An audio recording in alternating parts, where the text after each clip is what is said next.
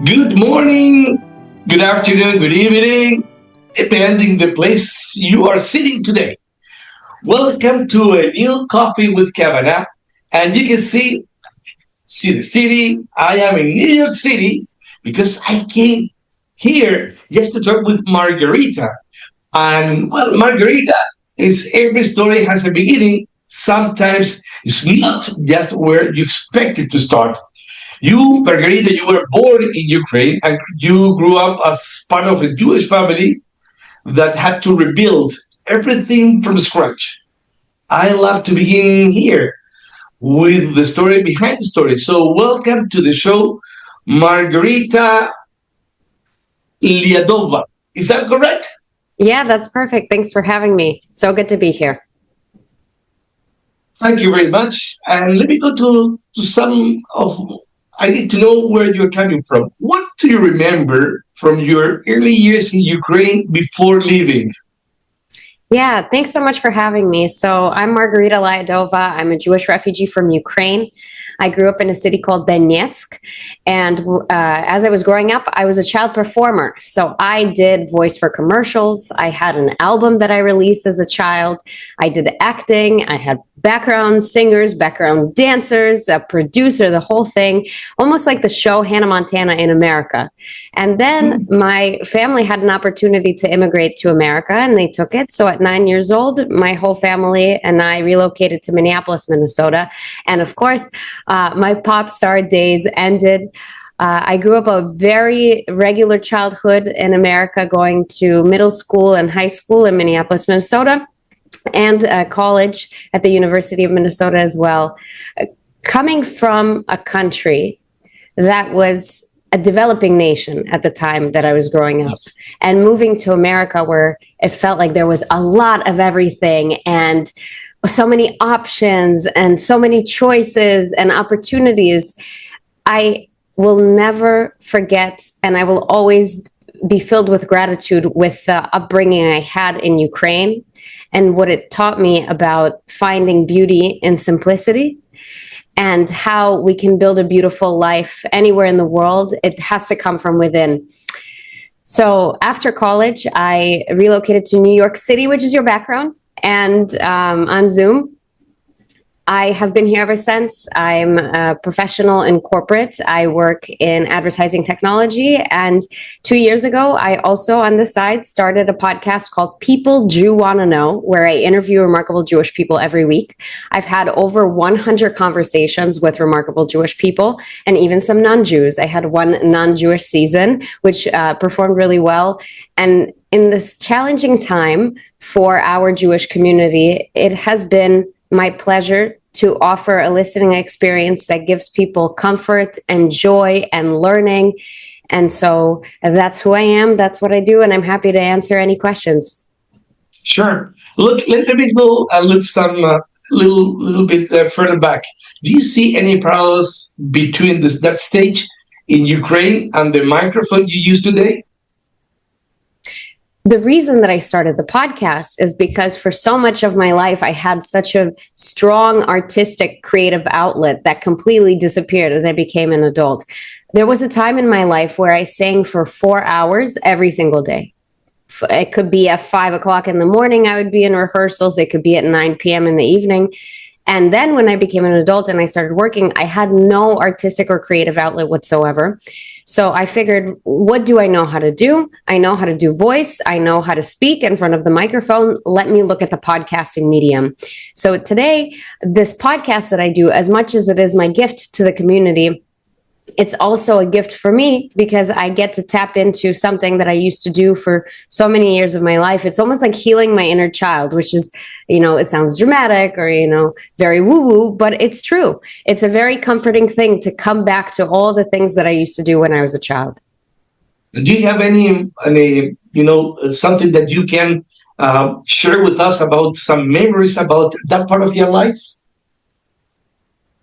Yes, I have a very funny story actually. So when I was maybe 7, I was hired to do the voice for a grocery store. It was a food brand in a grocery store. I was doing the voice of a young girl. She was singing in the commercial. Okay. Nobody explained to me that the voice actors are not always the actual actors that you see on TV in the commercial. Okay. So they basically cast a young girl to lip sync my voice on the physical commercial that went on television, which I did not Yes. realize would happen. So then when they showed me the commercial, they were like, okay, it's ready. We're so excited to show you. And I realized that this other girl was shot in the camera. I was so upset. I was devastated. I was like, well, why is this other girl singing with my voice? Like, why didn't you guys ask me to be on TV? And for context, I was like a chubby kid. You know, there was nothing special about me. I wasn't like a model child. Whereas this girl was perfect. She was little and cute and had little pigtails and blonde. And that's how I learned that when you do voice, that does not necessarily mean that you are the face. Amazing. I mean, that's a good story.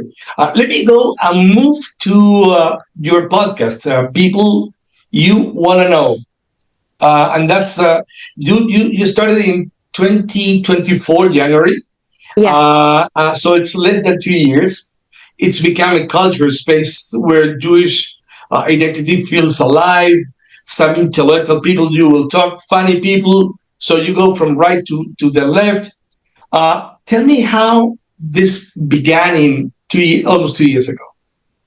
Yeah. So prior to October 7th, I had moved back to New York City. I was doing grad school at the time at UPenn, and I didn't have any creative outlet. I just finished grad school, so I had extra time on my hands. So I wanted to start doing something creative. And at the time, I even took a stand-up comedy class, and I had a set. I was trying all sorts of different things, like and comedy and writing and singing and seeing, you know, what was interesting to me. And I figured I like the podcast medium the best. So in 2023, because I'm a product manager by trade, I decided my podcast is going to be like a product. And in order to launch a product, you have to do market research, right? So I went out to the Jewish community and I asked them, what Jewish podcasts do you listen to? Why do you listen to them? What do you like about them? What don't you like about them? What do you think is missing? I did 6 months of market research on Jewish podcasting. I can tell you everything you want to know. Who are the podcasts? Why they're famous? What is their niche? What is their listener base? All of that research I did. And I looked at it pragmatically and I said, is there a gap here? And am I the right person to fill it? And after doing that 6 months of research, the gap that I saw was, it's now changed. To be fair, 2 years later, it has changed. The gap is different. But back then, the gap was Jewish podcasts either catered to the Orthodox listener base or they catered to current affairs in Israel. But there wasn't like cultural, you know, these are interesting people in our community, in the arts and comedy and politics.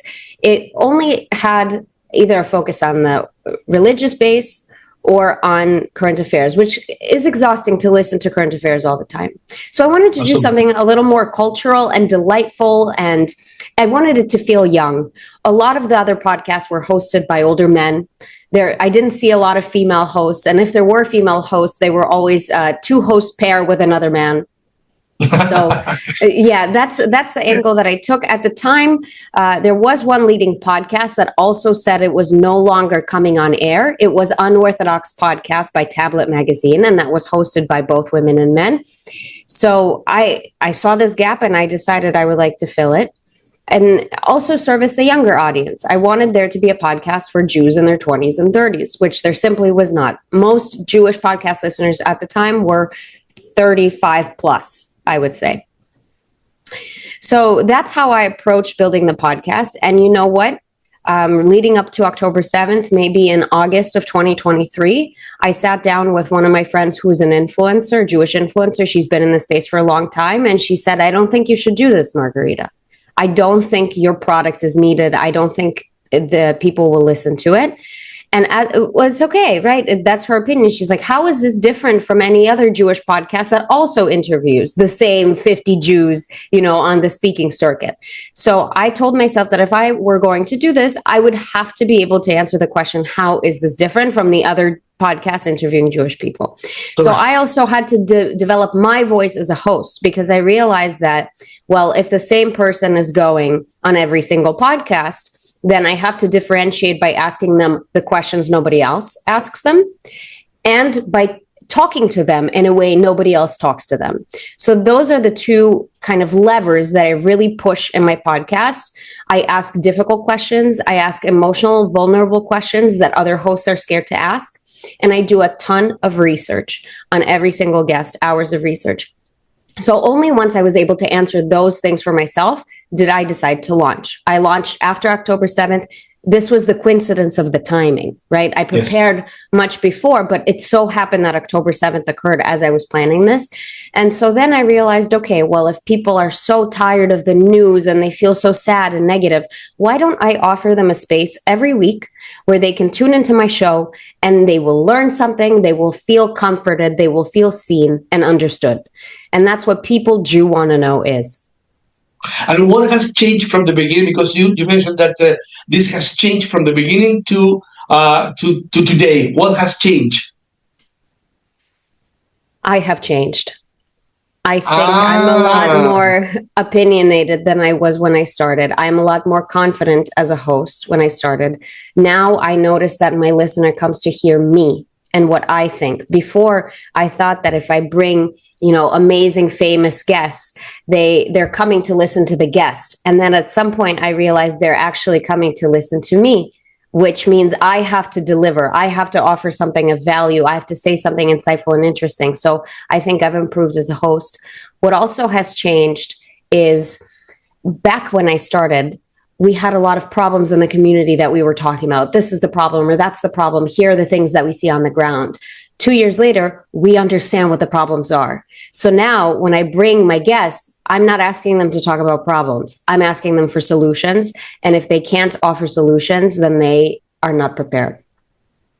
And if you have interviewed more than over 100 guests, is there any common thread that connects them all and you? That connects them and me? Yes. Yes. Will you choose somebody, and when you want to talk with somebody, is there a connection between number one and number 100? Because you have changed. One connection is that they're all Jewish, first of all. I guess that's an easy, but what I'll say more importantly is when October 7th happened and when I decided to start the podcast, I kept having this thought that if I ever have kids and my kids ask me about what happened in this time, I want to tell them that I was the Jew that did something. I was the Jew that did something. I was the Jew that said something. I was the Jew that was not afraid and not embarrassed to be Jewish. And better yet, I was the Jew that actually said something of value, that said something that made a difference, right? So what I sense in my guests, or at least I try to pick people that have this, is this desire to make a positive difference, stand up. It's people who don't want to be bystanders. Actually, as one of my guests on the podcast, Sammy Steigman, a Holocaust survivor, said, they don't want to be bystanders, they want to be upstanders. And this is very true for every single one of my guests. So this is the common thread. I mean, that's the common thread. That this is important. You have described your goal as creating something young, diverse, intellectual, something joyful. Why was joy so essential to that vision? Look, I think, at least in the diaspora, the Jewish community is really changing. 20 years ago, there was a lot of consensus in the diaspora, at least in the US, on what it means to be a Jew and how it looks to be a Jew. You go to the synagogue, your kids go to the Hebrew school, they have a bar bat mitzvah, they join a Jewish fraternity or Jewish sorority, and now the Jewish landscape has really changed.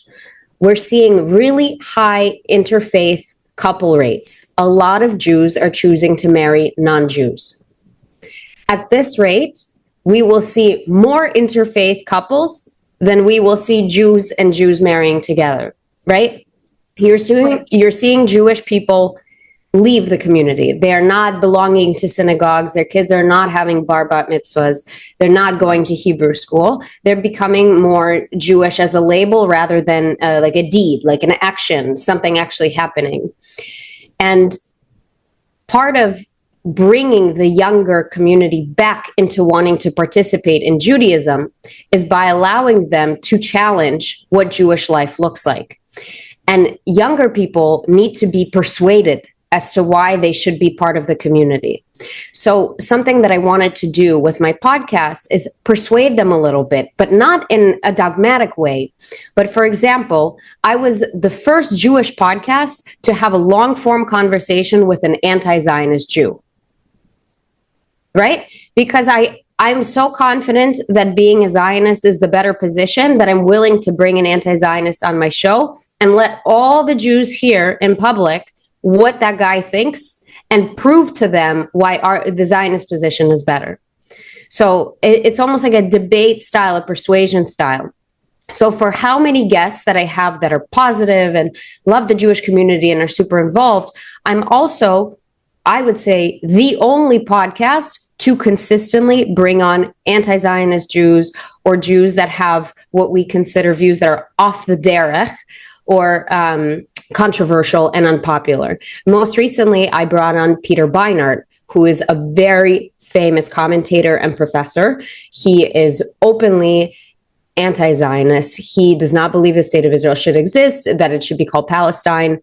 And having a chance to speak to him, I think the pride that I felt was that my peers who are academics, who are activists, who are influencers, who have been doing this work for decades, came to me and said, you handled that conversation really well. And I learned something that I hadn't heard from him in other conversations. So one of the, they learned something. So what did you learn from that conversation? Well, the problem is that when you see these shows like Piers Morgan or a lot of these debate shows, because the goal of each speaker is to prove that you're wrong and I'm right. Correct. You never really prove why you're right. You're only focused on saying why somebody else is wrong. Correct. In my conversations with people like Peter Beinart, I want his strongest arguments for why he is right. I am not going to disagree with him. I'm not going to try to make him look stupid. I want him to give me his best response, strongest answers to my questions. And from there, we can have the discussion of, well, is it valid? Is it not? And when I had Peter on and I gave him the chance to do this, suddenly all those activists realized how they could counter his arguments. It makes for a far more effective debate. In a way, before this conversation, they thought he was like this crazy guy who believed these ridiculous things. But when you actually gave him an opportunity to speak, suddenly you could have a logical conversation with him because you could be like, oh, I understand why you say this now. Let me offer you a different point of view. And how was the reaction from the Jewish community from that podcast? Well, I'll tell you this. At this point, everybody knows about my podcast that I will have people on that are considered controversial. So the expectation has been met. What was hard for me is the first time that I ever did it. I was very nervous of how it would be perceived because the critique that I was ready for is that how could you, in this time for Jews, be bringing this damaging person on when there are so many better people you could speak with?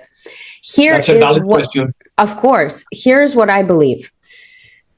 When the benefit of learning exceeds the damage of platforming this problematic person, we should do it. And I believe that the guests that I've had and what they have said, we have learned so much from them that it outweighs the fact that we're platforming someone we disagree with. I think I've learned a tremendous amount, and I do not regret my decision. And thankfully, my listener also felt this way. They were very happy. And I got so many messages that were like, I always wondered what these people think, and now I know. Wow, that's a good message. Let me go. You started with something building bridges beyond the community, and you have a season, Goy, you will enjoy. Yeah. Can we talk about this one? Because what made you decide to dedicate a full season to non-Jewish voices? Yeah. So earlier I mentioned that I've interviewed I interview Yeah. remarkable Jewish people, but I also have interviewed non-Jews. And that's the Goy You Will Enjoy season, lovingly called so. I think we should reclaim the word Goy to be positive, not negative. Yes. Correct. So the reason I did it was because I went to a conference. It was an ADL conference. It's called Never Is Now, I think. Happens every year. It's a very big conference. And there they always invite allies and have them speak. And I met all sorts of individuals, Christians, Indians, Arabs, people you wouldn't typically think have any business being at ADL's annual conference. And yet these people were so educated about Jewish life and anti-Semitism in Israel. They cared so much, and they spent so much of their time doing work to help us. And because the environment for Jews, at least in New York, feels so anti-Semitic, I think it's very easy to forget that there are all these non-Jewish people in the world that care about us and want good things for us. And so the Goy You Will Enjoy season was an opportunity to create hope for my Jewish listener, to remind them that we have allies, and to also remind them that it is our responsibility to build allies together, that this is something strategic that we should be doing. Yeah, that's a good experience, and it's very important to be connected with other dots. And those dots are the people that you never believe that they are our allies. Indian people or some Christians, and around the world, there's a lot of those, gathering together and also supporting the Jewish communities around the world. That's important. Any moments during that season that truly surprised you with some of one of your guests? Yeah, and this is a difficult moment. So that season had two Palestinian activists on it, Ahmed Fuad Al-Khatib and Hamza Hawidi. They both work for Realign for Palestine. They are very famous Palestinian activists and allies to the Jewish people. They're well known in the activist community, and it was a huge honor to have them because they're both very busy people. And they agreed to come on my Jewish podcast, even though I know that for many of them, for both of them, that is, that there are Arabs that then go and condemn them for going to speak on Jewish podcasts. How dare you speak to, but they find it important. Anyway, when I spoke to Hamza, every guest on that particular season gets to ask me, a Jew, any question they have about Judaism, Jewish life, what I think, my opinion. And Hamza asked me, how do you feel about the Israel-Palestine conflict? What do you think I should know? Yes. So? And I looked at him and I said, I don't remember how I said it exactly, so you'll have to listen back if you want to know verbatim what I said. But sure. It was something like, Hamza, I want you to know that I don't believe there are enough Palestinians in Gaza that want peace. I know that people like you exist that want peace, but to me, you are a minority, and I don't believe we have any hope for peace if the majority of Palestinians in Gaza don't want peace. I feel hopeless. That's what I said to him. And he looked at me and he said, I wish I didn't ask. And is that right? Yeah, he said he was sad. He said, I wish it were different. I wasn't prepared to hear you say that. And, when you're in the moment and you're recording, you're kind of like, okay, next question, you're going through the motions. But I edit all of my own podcasts. Every single minute of my podcast, I edit myself. So afterwards, I downloaded it. I forgot about it. I moved on. Now it was time to edit.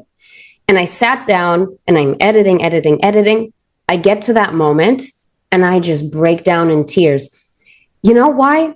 Because I wish I had the capacity to forgive what happened.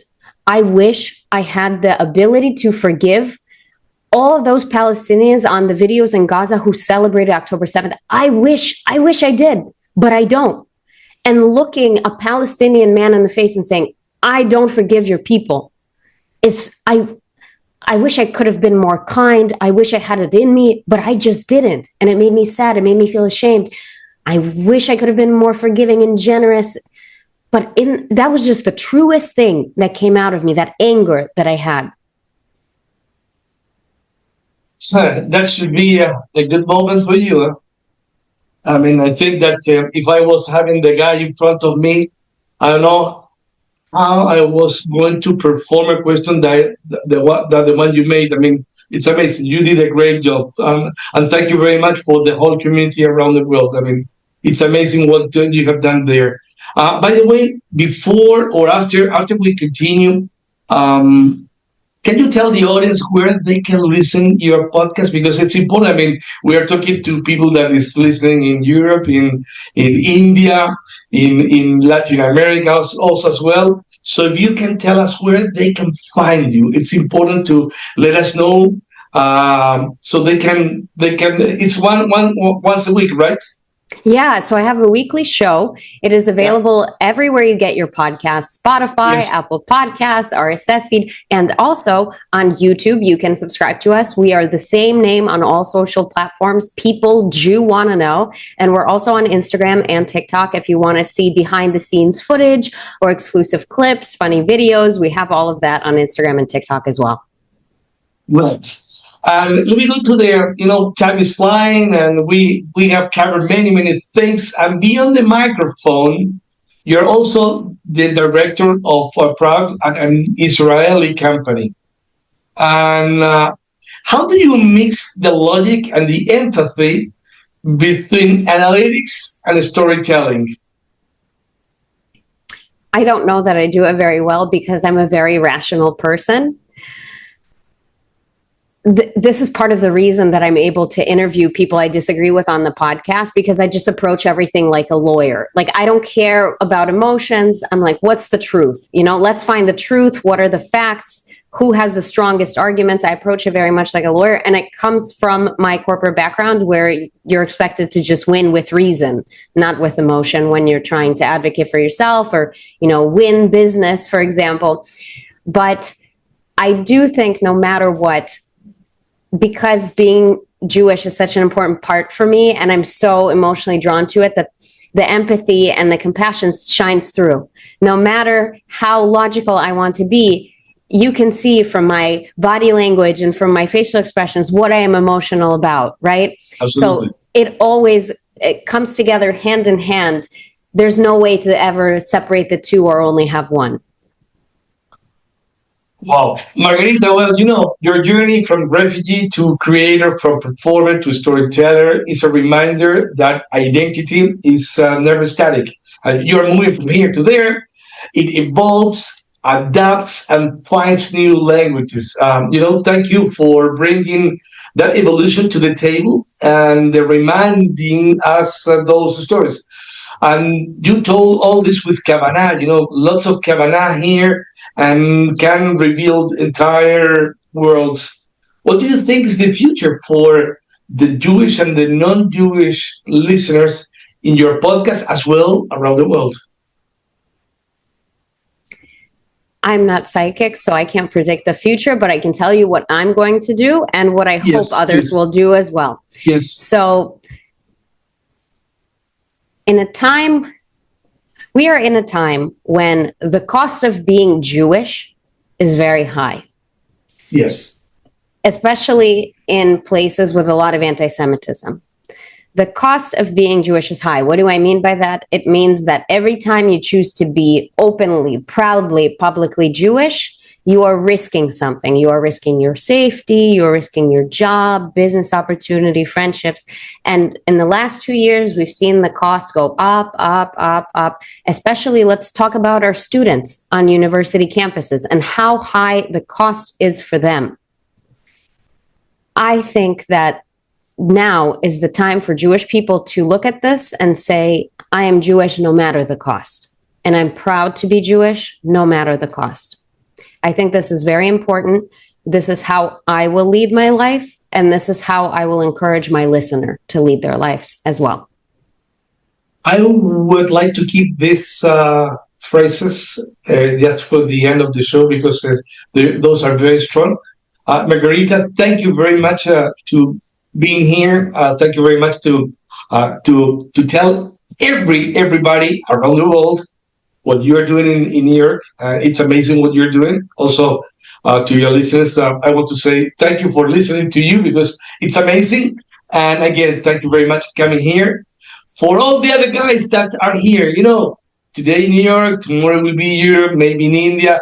So next a coffee with Kavanah is moving from place to place to have another guest like Margarita. Thank you very much. Have a great day. Bye bye now. Thanks so much.